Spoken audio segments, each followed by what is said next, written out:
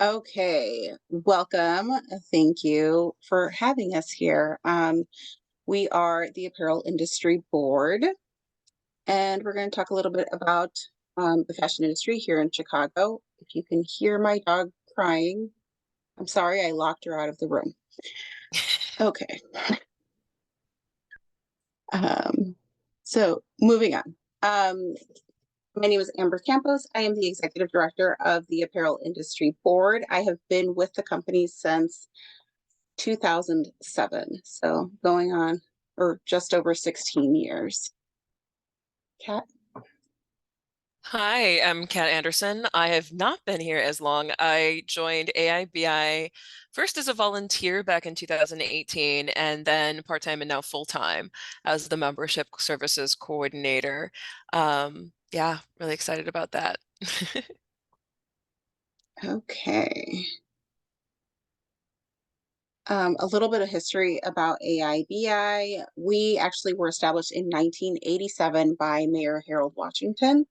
Really, the sole purpose was for AIBI to be the central hub of information for the fashion industry, to get designers together with manufacturers, with fabric reps, and all of the above.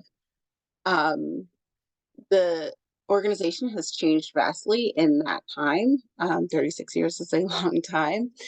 And we now really focus on providing space for people to self-produce their clothing. We provide education and mentoring, and also for the students, fashion scholarships. Do you want to add anything to that, Kat, or just move on to the No, I think it's good. programs? So what that tends to look like, especially currently as the industry has changed over the last 36 years, we focus on three areas: resources, education, and networking. And this is a really rapidly changing field. And sometimes we'll switch it out and say fashion, sometimes apparel. They mean very similar things, oftentimes are used interchangeably, but often to sometimes to some people means slightly different things in the industry. So if you guys get confused about it or have questions, drop something in the chat and we'll try to explain if I'm using one term versus the other. So one of the things that we do for resources is we have the AIBI Fashion Lab, which, as Amber mentioned, is something that if you are self-producing, you can produce here. We could be your manufacturing location. We try to do a lot of education because the business aspects that can be very unique to this field are not really always addressed, even if you are able to participate or learn through a formal college level, fashion program. There is a lot, especially if you are a smaller business, or even sometimes we'll use the term micro business. If you're a sole owner and you have maybe one or two employees, if that, that's considered a micro business. Small business can be anything up to 200 employees, I believe. Or is it now 500? Oh my gosh. Yeah. So even when people are talking about small business versus what a lot of individual designers are doing, that can mean completely different things and have completely different needs, especially when you're talking production. If you are actually making something or having something to be made to your specifications, that can be different than even having just a retail business or a different type of service business. One of the other things that we like to do is really connect people and help build community. So networking is a big part of what AIBI does, especially if we can connect people with like business to business, if you're needing partners to help you produce things, or if you need somebody to help with your sales and marketing, connecting up with retail if you are not selling directly to your customer, or even just across with colleagues, because who else is going to understand the challenges that you go through but the people who are kind of in the trenches with you. We talk a lot about how realistically, even with fashion, I mean, even if you might be similar, selling to similar or sometimes the same clients and population, you're not really always completely competing. You want to be, it was the phrase that Amber uses a lot, who do you hang with, right? Because most people are not buying only from one brand. So again, you guys as apparel and fashion entrepreneurs can be colleagues and supports to another. You don't have to think of each other as, necessarily competitors, right? So next slide. One of the things that looks like is, so we have the Breakfast Club. As I was talking about, we try to help build community, especially with fashion and apparel entrepreneurs, people who own their own job, who are freelancing, or I should say own their own business, are freelancing, things like that. And we meet, believe it's the fourth Wednesday in the morning of each month, to give them a space to be able to troubleshoot, to learn, to figure out how to meet these challenges.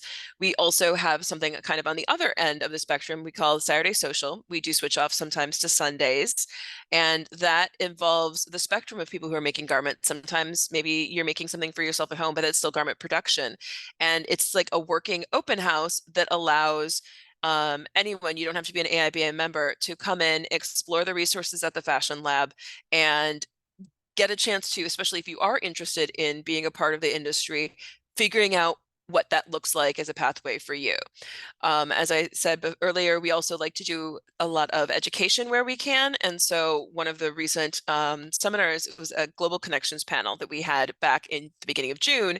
And that actually connected, I think we had a total of 7 speakers, seven panelists across, physically we were across 3 continents at the time, involving 2 languages. So we had in real time Spanish translation, which was wonderful, talking about how to connect with global artisans who are doing production, whether they are, making products for your specifications, or you're bringing in another global artisan's pieces for your, like, say, retail or something like that, which was wonderful, talking about some of the ins and outs of what that looks like, especially with international trade. Next slide, please. And again, if you have any questions, please feel free to drop them into the chat. We can totally go through all of that at the end. I know we're trying to probably cover quite an overview of what AIBI is, and some of what the everything in Chicago looks like. So as far as specifically AIBI, you don't have to be a member to access some of these resources, but we do have a couple different tiers that you can access the lab resources at. Next slide, please. And as we mentioned, one of those resources is the AIBI Fashion Lab. So I think we have time to be able to actually watch a little intro video taking you through as a video tour of the Fashion Lab.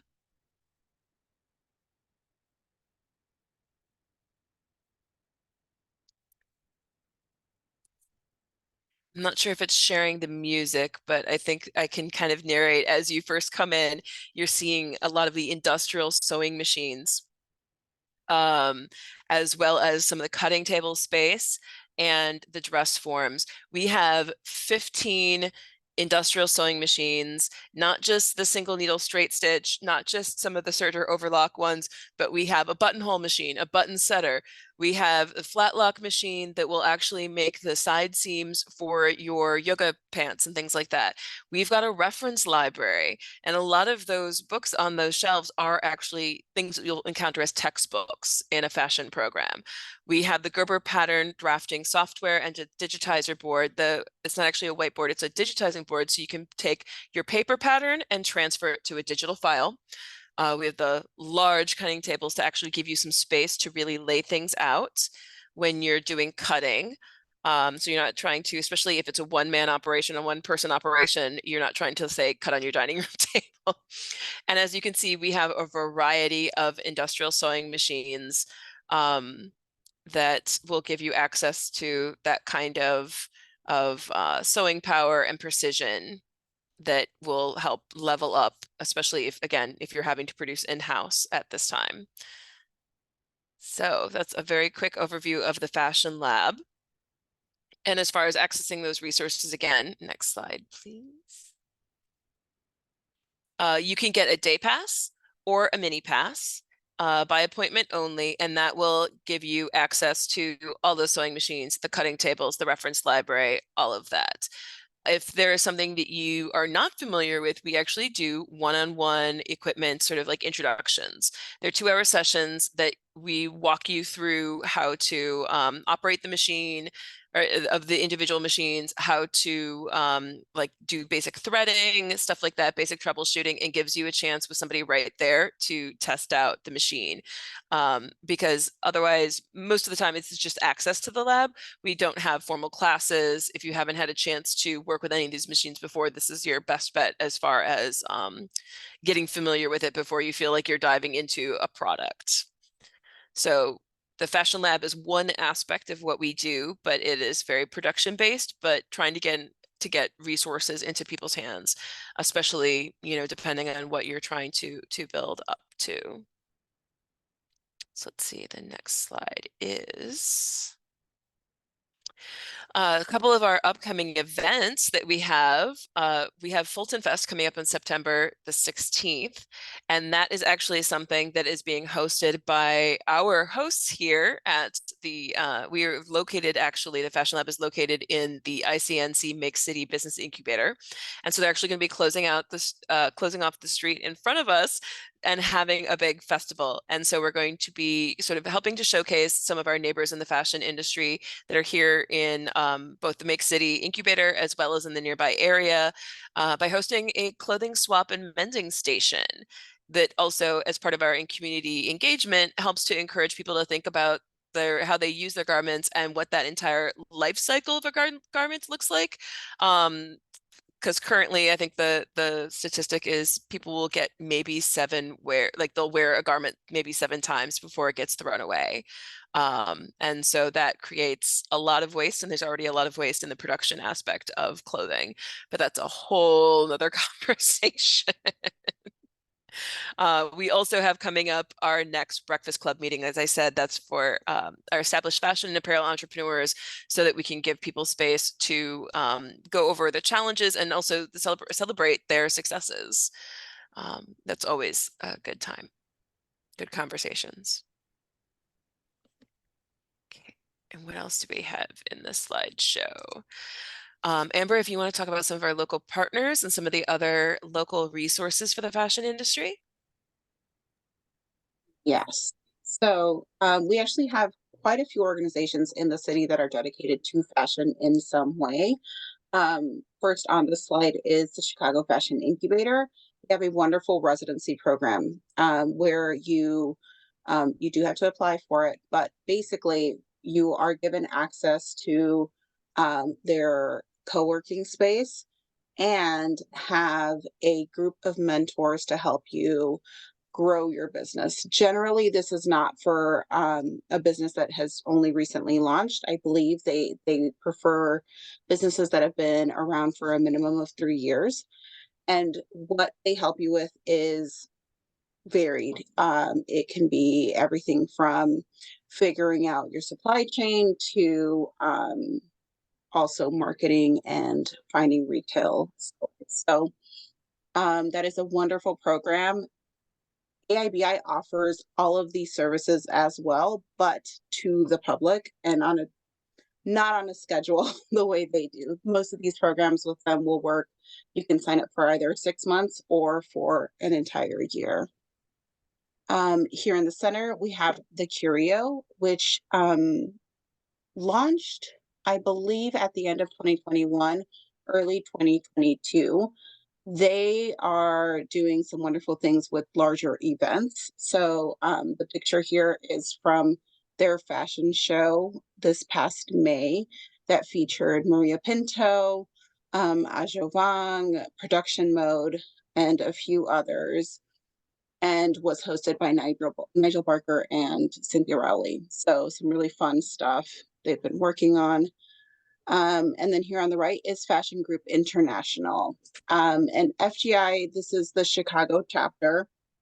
They have chapters all over the world.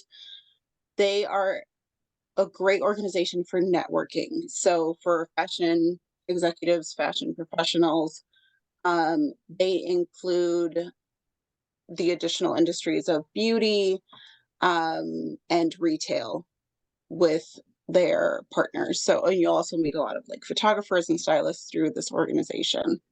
So lots of great stuff going on in Chicago right now.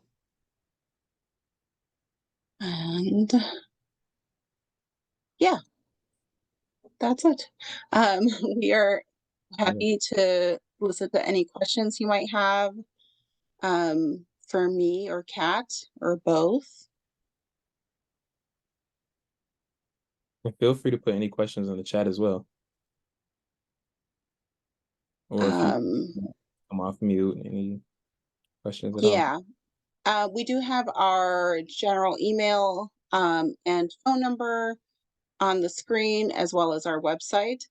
I believe Quandra will we can send out these slides to the attendees as well. Um, all of these link directly to our social media channels. Um,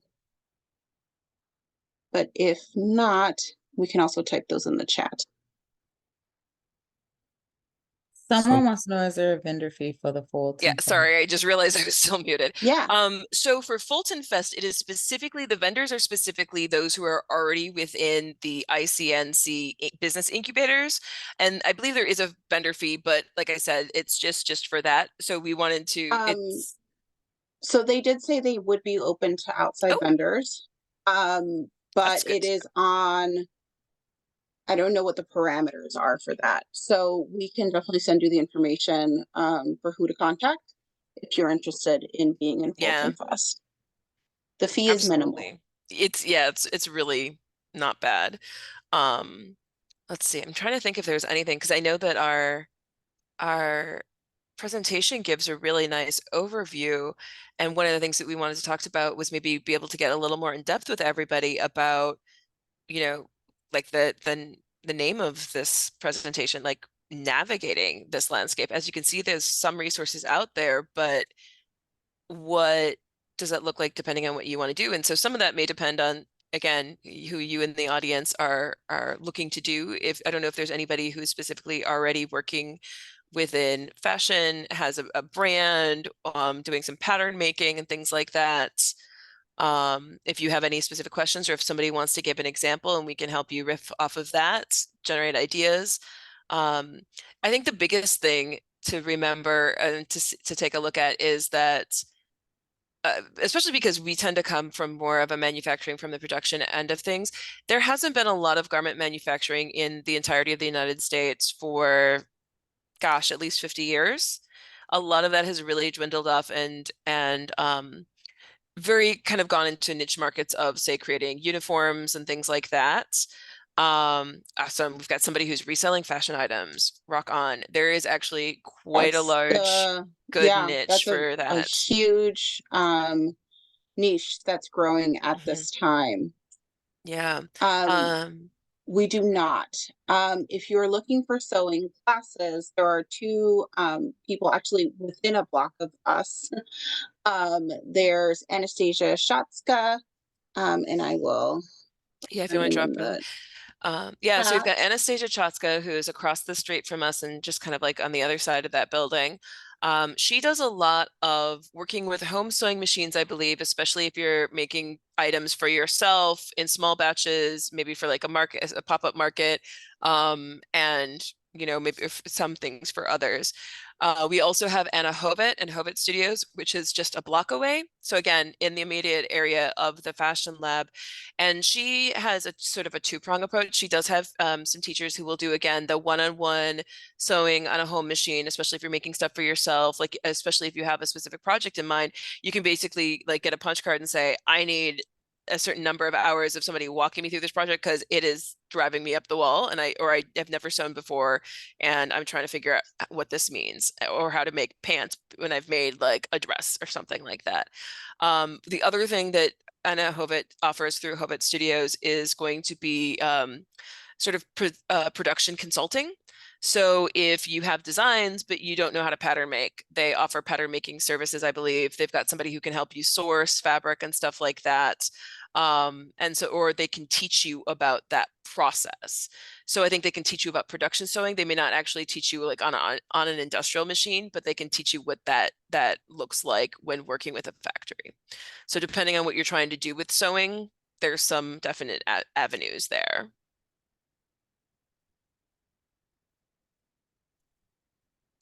Let's see what else. Um, So we do have some resources though, like as we were talking about before, there isn't a ton of like production in the US. There's, I mean, you still hear stuff out of New York, of course, and of course LA has a lot of garment workers. But there's been also a lot of individual designers who are going the route of putting out their own label, which has been amazing. And so some of what is been most successful in Chicago, especially, is if they are self-producing, you know, they have the capabilities to do the production stitching, or they have somebody that they've hired to do their stitching for them, so they can do just 5 pieces or made when somebody orders that item. And Yeah, then, there is a comment here, oh, of what yeah, about videographers, storytellers looking for for businesses to business. serve? Ooh, Definitely, I would say follow both the Curio, hmm, FGI, and AIBI. We all have networking events where you'd be able to meet local yeah, designers, local models, local yep, makeup artists, yep, so you can collaborate for sure. absolutely. Uh, Let's see. I don't know how to raise my hand, but I was It's curious. okay. This is Val Bates, and I've got a question for you. Do you guys have any partnership for um, manufacturing out of the country? Because I find that anyone that I tap in the United States, their manufacturing fees are so expensive for cutting and sewing. It Mhm. it has me in a corner. Honestly, that's Yeah, one of the biggest challenges. There are some. yeah. Sorry, you go ahead, So Amber. we do have one factory that is fair trade that is based in India, that we have personal knowledge of. And we can send you that information for sure. The owner is actually based in Portland, and she created it, I think, are they 10 years old now? I think they are at 8 least years 10 years old? old now, and I Hmm. think the business office is still here in Chicago, even though she personally moved to Portland. Yeah, So that's how it's we know the about her. yeah, we focus on US manufacturing to because overseas it's a lot harder to control your production. It's a lot harder to know how much the workers are being paid, how things are being done, where everything is coming from. Yeah. It's a lot easier to do that in the United States, but like you said, that does raise your cost. And So unfortunately, the horrific part of this is that the reason why overseas chart prices are so cheap is not even necessarily completely you know, that their cost of living and what average wages are lower than the US. It's oftentimes that the people who are actually doing the stitching are absolutely being exploited, and to practically slave labor. So we try to help people where we can, and I know that there are quite a few of the consultants across, like there's some in Chicago as well as across the US that will have more personal knowledge of various factories that you can work with that's going to be better. But I remember talking to somebody who was actually working with a nonprofit that was giving home sewing machines to women to start home-based sewing businesses. And she said that women who were coming in, especially as refugees from countries where they had sewing manufacturing mhm. and factories, wouldn't touch them because the women who were working in these factories were often treated as one step above street prostitutes. Wow. So this unfortunately then puts all of us into a bind because, as you stated, the cost for entry, like literally sometimes the physical monetary cost to have something produced, can be a barrier to entry. And so that's one of the things that we try to help troubleshoot, or at least generate ideas for with people, is what can you be doing to help put in, say, like sweat equity, instead of having to you know, the where you can put your own labor into something as opposed to having to, you know, pay somebody else to do something. Or how do you balance that out? How can you, say, build something really small and then incrementally it bigger, or you know, grow it bigger, and how to kind of skirt around some of those barriers. But unfortunately some of it is just what it is. And it's Yeah, going to be very between businesses. yeah, because since COVID, my manufacturer, which is down in South Carolina, Hmm. they've doubled Mhm. the price across the board. Oh yeah. Yes. And Yes, and yeah. there is a question here about will shipping fees be high? And that depends. One of the biggest reasons that people go overseas obviously is the lower per piece rate. Generally, though, your minimums will be a little bit higher than they will be here in the US. And so with shipping, that sometimes does level out. And it Yeah. ends up being the same amount, just Mhm. less pieces. Right. So those are definitely numbers that you have to crunch when you're making these decisions. And I do see that someone has their hand up. I think Yeah. is it Is the Asia? Asia? Yeah, she has a question. If you want to come up. Yeah. Thank you, Asaya. Asaya, nice. Asaya, beautiful. Thank you. Quick question regarding the videographers and storytellers. Could you leave the links in the chat by any chance? Outside of AIBI, I didn't catch the other two. Yes. Oh, about who to link I to. will Yeah, add them in right now. absolutely. Um, the easiest way to keep up with any of these organizations is going to be their Instagram, but I'm going to send you to their website so that you can grab those. Mhm. It may not be a bad idea to, kind of run around Instagram looking for local like marketing and social media consultants, because maybe they're looking for people to work with, or they have clients who are looking for somebody. It might take you a little bit more to sort through people, because a lot of times if they're already consulting, if they're already in those businesses, they're, may have people, but you never know. Thank I was just you. thinking of Janine from Ready Pretty off the top of my head. If you want to drop that link in there too, I think Mhm. she could be somebody to check out. But so there's going to be a variety of places that you could look at in terms of potential leads.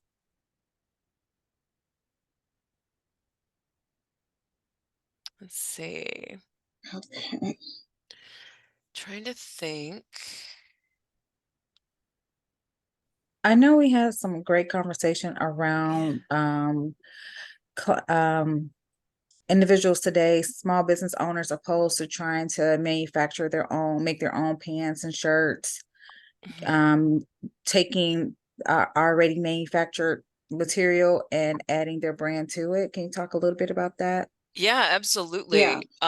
So I mean, and honestly, that can be there's two different ways to go about things with that, because I know I've talked to a lot of people who one of the ways they'll start their brand is by basically adding their logo via screen printing or embroidery onto already made items. And that's absolutely the way to go, because for part of it, the upfront costs are slightly less. You just have to order the t-shirts, have them screen printed and such, right? And that can generate the interest and the following in the brand, which could then potentially turn around, like give you some cash influx to be able to invest into having something made. Because having a piece that's made like from scratch, that's basically starting with, okay, I want this neckline, I want to pick this fabric, I want to pick these colors, like that's pretty labor intensive. I remember I was working as a sample maker for a while with a consulting firm that used to be here in Chicago, and they would basically walk you through, like hold your hand through the whole process of developing the product to get you to the point of producing with a factory. And I know that they've said, it could easily, if you're doing even like a half dozen or a dozen styles in one launch for a brand, it could cost you upwards of 55,000 to do. And that's before you ever get a piece sold. Now, and which is why we say, okay, so what does that look like in terms of, can you structure something smaller, say launch with one product if you're going to go the route of having something produced that is specifically to your specifications to sell? Or do you want to start with something else where you're building up the brand, getting that recognition, getting some sort of sales in, and then you have a ready-made market when you launch that first piece. Let's see, we had a question. Who do you guys recommend for graphic tees with and without embroidery? There's a lot of t-shirt companies here in town as far as screen printing. I personally don't have a lot of personal knowledge with most of them. The one that I've had a little bit, I've just like had met them this last year. They're actually in our business incubator. Oh God, what are they called? I'm completely blanking. I think the guy's name was Christopher. Amber, do you remember? I don't remember their company Talking about name. them? Shoot. Um, Um, and of course, I don't have like a directory for anybody here in ICNC. It starts with an L. We'll figure it out and drop it into the chat. And I think they were doing a lot of local stuff. They were doing some really high quality stuff with embroidery. I think they could do single color embroidery and screen printing. Screen printing is pretty easy to get. There's, like I said, there's a lot of places. Like the one thing to do, especially with if somebody who's a vendor for you that you're hiring out or having some pieces made by, don't be afraid to give them like have them do a sample for you, do sort of a test project, like do maybe a small order minimum, or like see what their minimum order quantities are. And as a side tangent, minimum order quantity means the lowest amount that you can order from your factory or your vendor.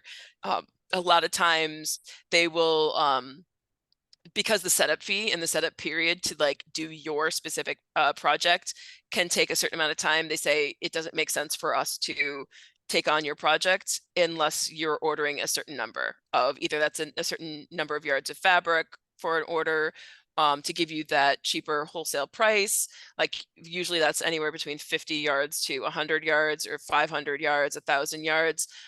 Or it could be you're ordering screen printing on your t-shirt and they want you to order at least a minimum of 100 or 500, right? So that's what minimum order quantity means. But basically what I'm saying is don't be afraid to shop around, to test people out, right? Supply locale. Thank you, Amber. Yes, supply locale is who I was thinking of. So like I said, I've met this guy, I've sent a couple people, I think, to him, and so far they've had good results. But again, ask them questions. Find out if they meet your needs, right? Like whether it's your budget, Right. the quality of the product that they're putting out, can they get it to you in the timeline that you need? And really one of the best things to take a look at too is making sure that you're giving yourself enough time to do all of this and to hit all these steps in the process. And then we have a yeah. question from Audrey. Audrey, if you want to come off mute.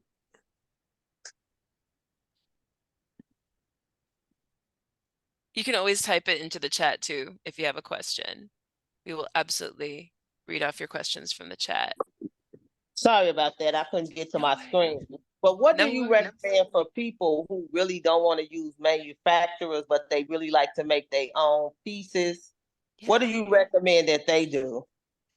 Absolutely. So there's a challenge in doing your own pieces, especially if you're selling directly to your customers. One of those challenges is that you are basically your own boss.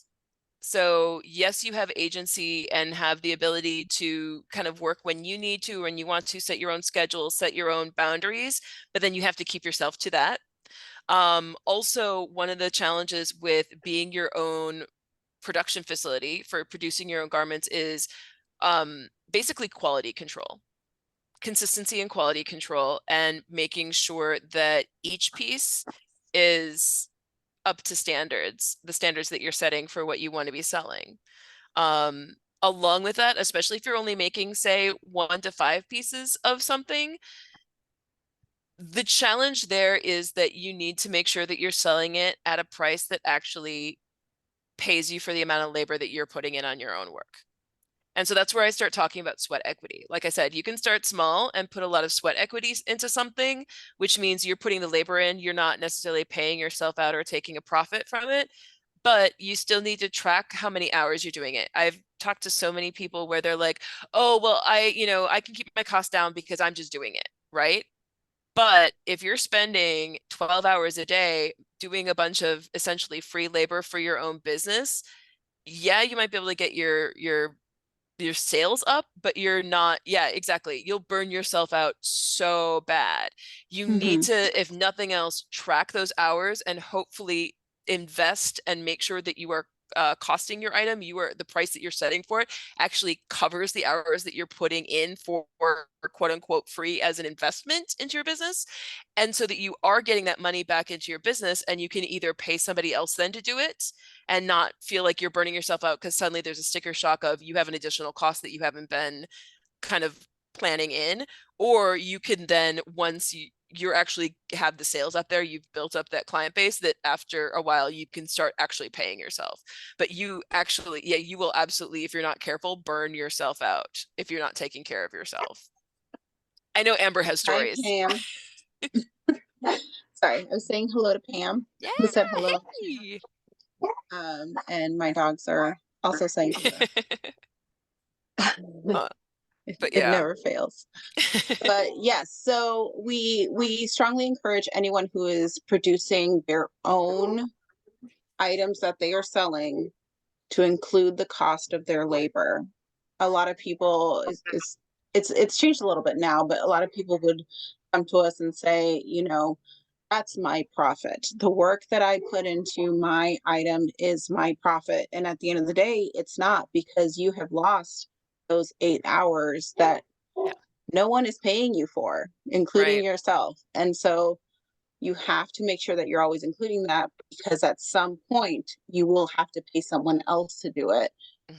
If you it's the And if point where you you're aren't just paying managing the somebody business. else to do that, do something for your business, whether it's like, say, bookkeeping or doing the cutting or the stitching or whatever, then you end up having to pay somebody else to cook your food, to clean your house, to take care of any children that might be under your Yes. care, right? Your time, every single minute of your day is worth money. You Yeah. are worth this money. Now, again, this does pose a bit of a challenge, because depending on who you are selling to, depending on the price point of the item that you're selling and the market you're selling to, they may not be able to afford a $500 dress, but that might be what it costs you to make. So then you have to ask yourself, do I only make one $500 dress for a handful of people who can afford that? And the rest of the items that I sell are really quick, easy to make, like little bags that I can sell like 12, 50, 100 at a time in a market. You know, it's really important to actually track and write down all the things you're doing, because I think that's what really gets a lot of people. And like you were saying before, you do sweat equity, you burn yourself out, is not getting lost in just your tunnel vision of just doing, and not giving yourself the space to analyze if you're working smarter, not harder. If that Yeah, makes as business sense. owners, I think it's very easy for you to get stuck in the day to day. I know it happens Yeah. to me. Our entire staff is here, me and Pat. Yeah. And we run a very large organization, and so if you don't take the time to sort of pull yourself out of that fog Yeah. and look down at your business from a higher plane, it will eat you alive. I really love the analogy, and I don't remember where I heard this first. I don't think it was directly being used as an analogy at that point for, like, say, business owners, but I really love the idea that, think of yourself as a painter. Sometimes you have to get in really close to work on those details, and that's your everyday, but you have to make sure that you're stopping and taking a step back so you can see the whole picture and make sure that it's still coming out the way that you want it to. Right? Because if you focus on one area and then you just do the section next to it and the section next to it, that's sort of very piecemeal, one at a time, like as things need to happen, you stand back and the proportions could be completely different than what you were thinking. Or you sort of mixed something up, or you missed a color, or you didn't use the same colors in the same areas. And so you need to be able to look up close, work on those details of the everyday, but also make sure you're taking that step back to make sure that it's still lining up to the big picture that you're trying for. Yeah. Someone asks, how do you factor in how much to pay yourself? Mm. Ooh. So that's an excellent question. It will be different for everyone, likely. Um, Honestly, one of what the I've things, seen sorry, go ahead. people do for when it comes to sewing a garment is, if you get a quote from a manufacturer so that you know how much they would charge you to sew a garment, that's one way to then figure out how many hours.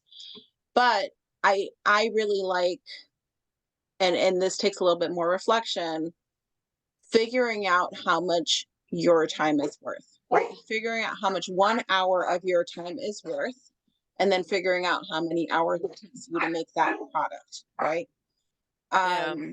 And realistically, that's a great starting point.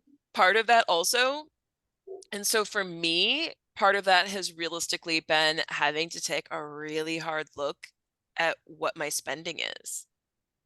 Like actually adding up all the numbers and making a very itemized list of, it's not just rent, it's whatever utilities, you know, and also taking a look at what the variables are. Like if I need to take an Uber someplace, that always gets tacked in there. And so it doesn't, if it doesn't make it into your budget, or at least even listing, you know, that's the stuff that will surprise you.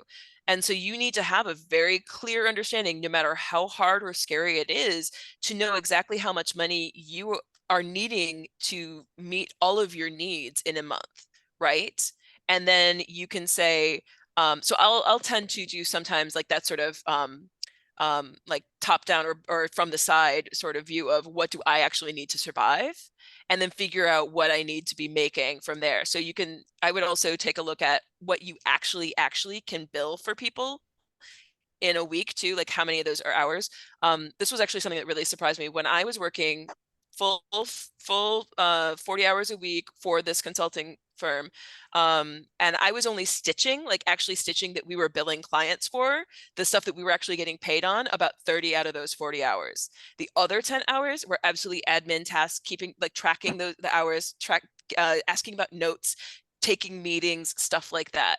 So the admin hours need to also get covered by the hours that are being billed, right? It also, like if you're going into full on costing of your items, once you break down, you know, to what you need, you also need to know, okay, how much are you spending on this physical space that you're working in, right? You need to think about your electricity. You need to think about all the threads. You need to think about how often do you like basically have to do maintenance on your sewing machine. And so some of that, it may be estimates right at the beginning, but again, when you need, like, plan in maybe quarterly, every 3 months, taking that step back and looking, okay, how has my expenses changed? How has my income changed? Right? Like how much is my stuff actually selling?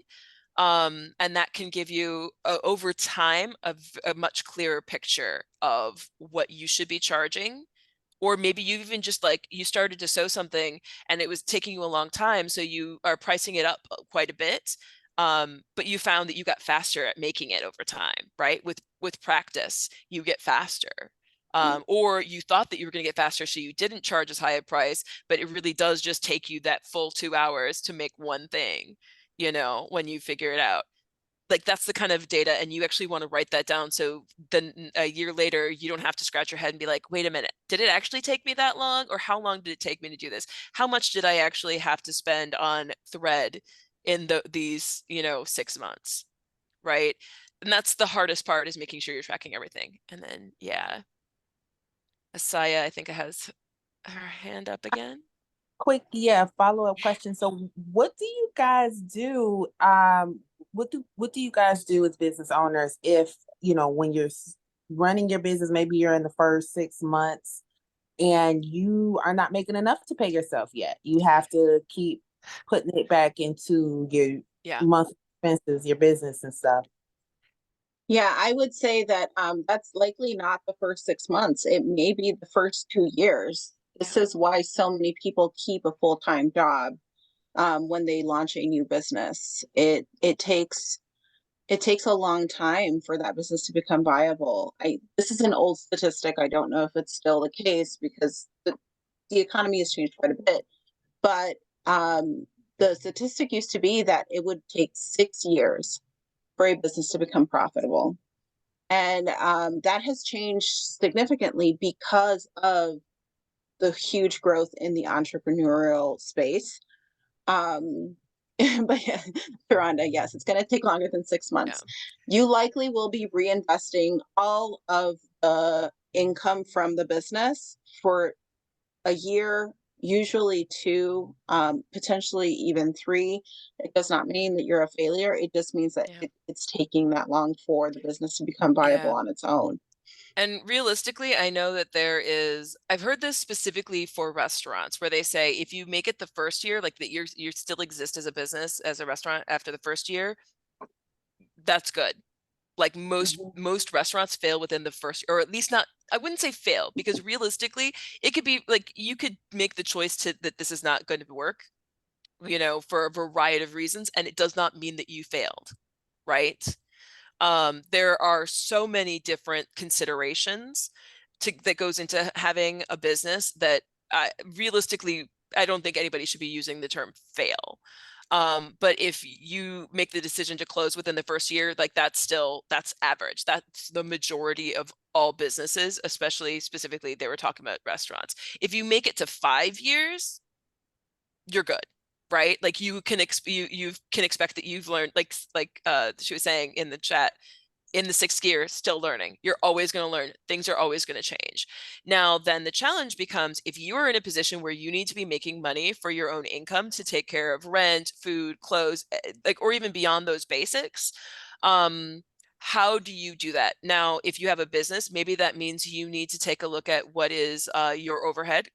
Overhead is things like basically the money that it costs you each month to run a business. So if you have to rent a separate space, if you have to pay additional electricity, utilities, anything like that, like take a look at what that costs you to run your business and see where you can change things. So perhaps you need to do something with some sort of consulting or something virtual as opposed to like having a physical space, right? Mhm. Before you start investing more. Yeah, and it's very important to start small Yeah. and slowly build, Yeah. right? So that you don't create a situation where your overhead is so overwhelming that you're having a hard time keeping up with Right. it.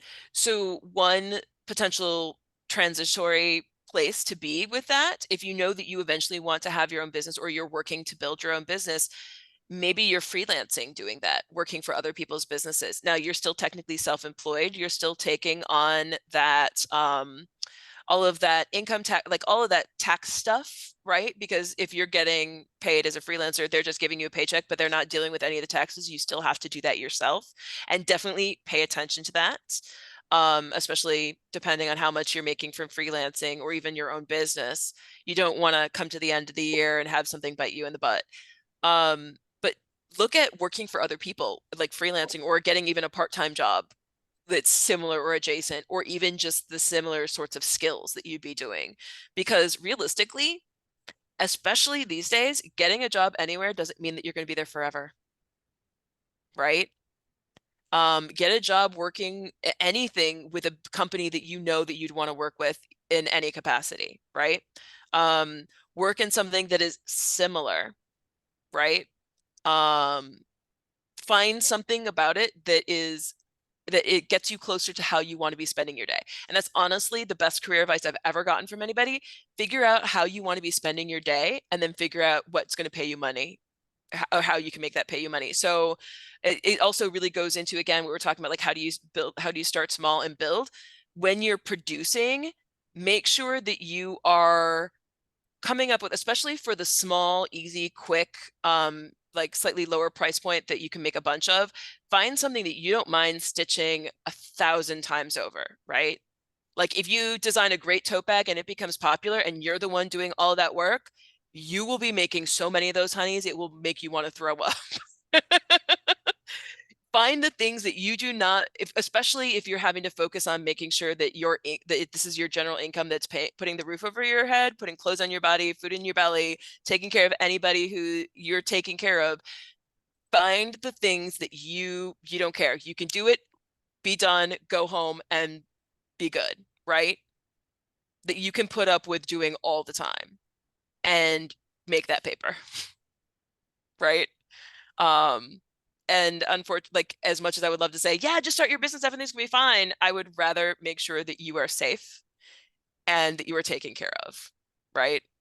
And you can, it doesn't matter how long it takes you to build that business, right? Or if you have to be in a transitory place for a while.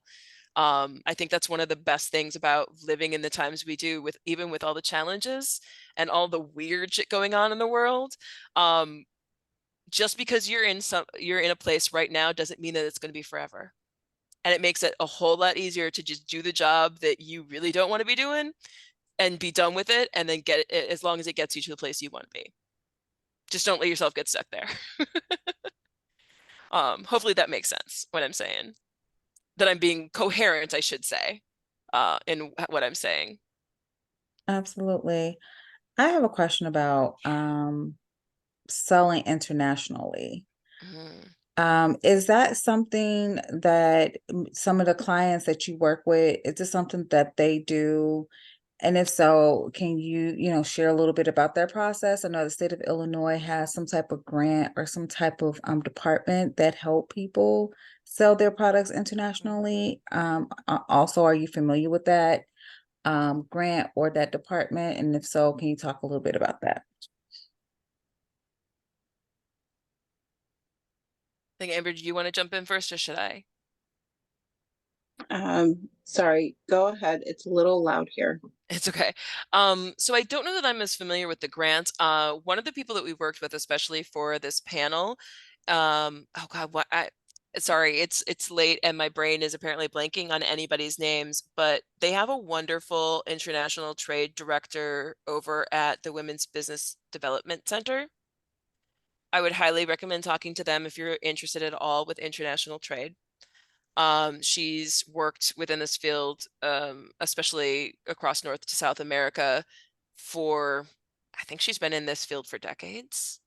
And so she'll have some areas that she's much more conversant or knows a lot more of the specifics of, especially because, like I said, going back and forth from Central and South America to the US, I think it's more, some of that is more importing goods, but some of it may be selling elsewhere.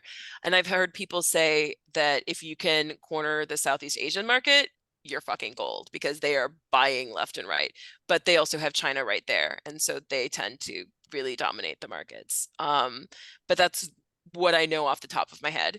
I think that if you're talking about selling overseas, one of the things you'd probably want to do is make sure that your business is viable first, because I feel like there is potential for having to deal in much higher minimums.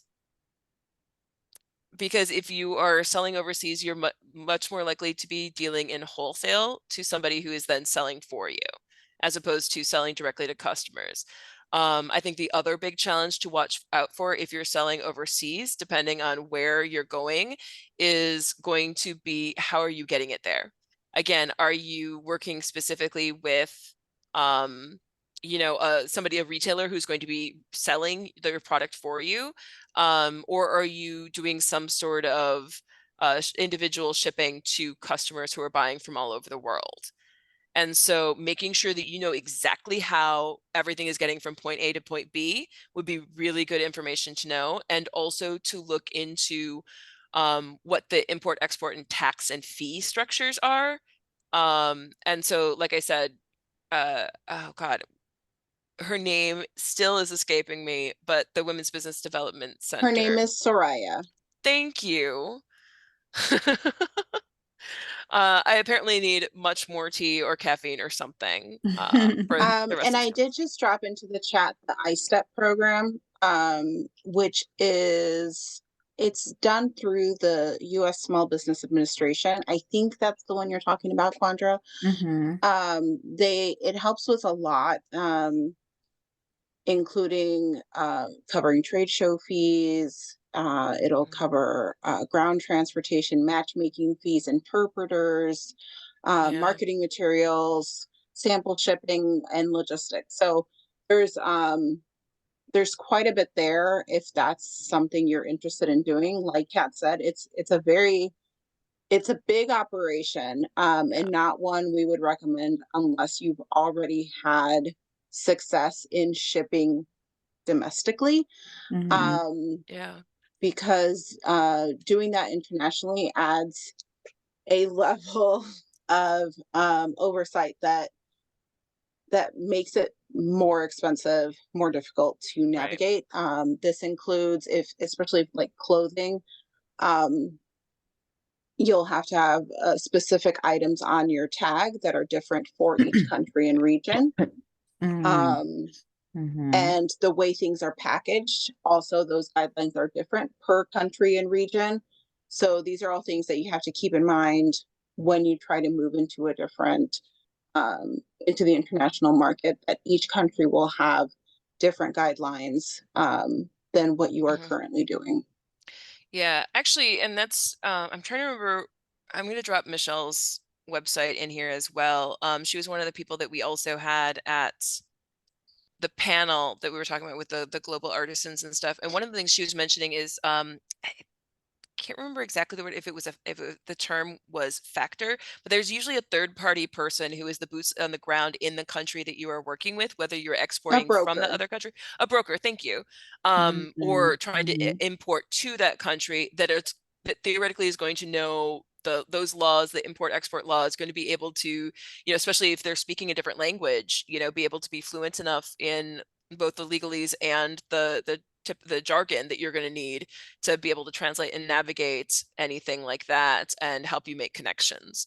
And that depending on what it is, you know, it's definitely worth being able to just hire that person, because then they can help do business for you in that other Yeah. country, especially if And you're not and there. when Kat says hire, it's not, you're not adding an additional employee. You Right. pay them a fee Right. per service that they provide. Yeah. There's no additional fees on top of that. Generally they're really great at giving you information and sort of warning you about different things and pointing you in the right direction. And their fees are very minimal in comparison, Yeah. you know, to everything else. Right. And it's charged per service. Yeah. Okay, great. Is there anyone on this call who ships or do things internationally and want to share your experience? Or even domestically, because I think there's also challenges even just there that are always interesting to navigate. Or domestically? Sounds, yeah, Yeah. absolutely. Well, it seems like we got to get you guys cracking on getting out of Chicago and and going across the US and abroad with your Yeah. items and products and services. Well, and there's nothing wrong with starting hyper local either, Yeah. because that Mhm. gives you, a lot of times people, especially if you're specifically talking about like fashion, like a garment, being able to just sell at a pop-up market, right? You are, especially if you're selling directly to your customers, you're getting a direct feed to what your market wants, right? Yeah, That it's you can definitely a see great place to start. immediately what is selling. And you can have that feedback of somebody's like, oh my God, I saw you at this market back then, or you're here this year too. This is great. I still have that shirt that I got from you. I wear it all the time. Or, oh man, I got that shirt from you last year and it had holes in it, or the seams came apart, or something else happened to it. I don't know if I want to buy from you again. You're like, wait a minute, think I did not know. You know, I need, you know, you want to know how things wear. You want to think about what that entire lifespan of your garment is, because that is how you build repeat customers. And the repeat customers are really going to be your lifeline throughout. You can get new customers all the time, but the ones who keep coming back, they're the ones who are also going to bring you more customers too, as well as keep shopping from you. And if Absolutely. the thought of selling outside your market and sort of expanding to that area is feels overwhelming, one of the methods that we've seen work very well is partnerships. Partner with someone whose business is slightly more established than yours Yeah. and go and do markets together, right? Share a booth, share Yeah. a pop-up space. Or if you're looking to Your sell in another, community will make your yeah. success that much easier. Yeah. You know, or if you're here in Chicago, you've got a market, you know, you've been around for a year or two and you want to start selling in Brooklyn, you know, find the boutiques or the shops or the other brands that are going to be similar to yours and say, hey, I want to start breaking in over here. Would you be interested in some kind of partnership? Like, it adds spice. Again, most of the time people are not only ever wearing one brand. So if you can find the people that you quote unquote hang with, right? Like whether you're hanging in the same part of the store or the same type of store or boutique, or if they're hanging together in somebody's closet, then you can exchange clients, right? You can help boost each other up, right? And that's just going to make both of your businesses better. Potentially, you have to be able to work together first. first, right? Like again, the same thing with working with vendors. Don't be afraid to ask questions, figure out exactly what you need. Similarly to figuring out your cost or how much you should be paying yourself, be really honest about what you need when you're doing business, right? Very Like, true. don't just say, oh, I can do anything. I mean, I can't fly, but I'll try if somebody's willing to pay me enough. But if you end up falling and breaking your neck, then that doesn't help anything, right? But that's my opinion and some of my own experience talking. Wonderful. Well, thank you. Are there any additional questions before we end for the evening? And No? feel free to drop us a line or an email or something. I know sometimes, when you're in the call, you don't think of something. You might think of it later, or something comes up later that you have questions about. You can absolutely email us at aibi@aibi.com. Stop by Fulton Fest, say hi if you're in the area, stuff like that. We don't typically, we don't have regular office hours here at the Fashion Lab, but you can always, ask for a tour or something like that. Awesome. Can you send us the flyer so we can maybe put in our newsletter? Yeah, Yeah. we can get you some stuff. That'd Did be you great. want Yeah, an image for absolutely. the Fulton Fest, or just you because we can also get you the slides as a document. That Just go it ahead, was- Terry. you had a flyer with like 3 different events on them. I think that'd be Yeah. Yeah, I think we could put Okay. something together for you. Perfect. Yeah, we'll do that. Mhm. Well, thank you. Thank you so much, Kat. Thank you so much, Amber. Absolutely. I appreciate you all being here. You all have such good information, a wealth of knowledge, especially in such a very interesting industry. It is. It really is. It's unique. It's Very. funny because I had somebody ask me once, you know, did I think that she could become a fashion designer, that she could have her own brand? And my response was absolutely yes. However, there are challenges, and it's probably not going to be the things that you think. So, figure out what it is that you're looking for, what your markers of success are, and just keep working towards that. It's going to be hard. Not going to lie. This is not an industry that you're going to, like with some of the tech companies, where you build up an app real big and then you sell it for $1 million in 5 years or something like that. This is something that you are going to probably be working slow and steady on for quite a while, but it can be very rewarding. Absolutely. Absolutely. I mean, I think of Miss Bates, and with her product is amazing. So I can definitely see her excelling, and continue. She's excelling now and continue to excel with her products. Rock on. Yes, yeah, she's being modest, but she has an amazing patent product that she's doing really well with. So, Fabulous. That's awesome. And sometimes it really only takes one really good thing, you know? yes, yep, absolutely, absolutely. Well, thank you all. I won't hold you all any longer, but hopefully we'll have you again. For Yeah. another episode of navigating the fashion industry workshop part 2 or something. Yes. Absolutely. That'd be great. All right. Thank you. Thank you, everybody. Have a good night. Yeah, thank you. Mhm.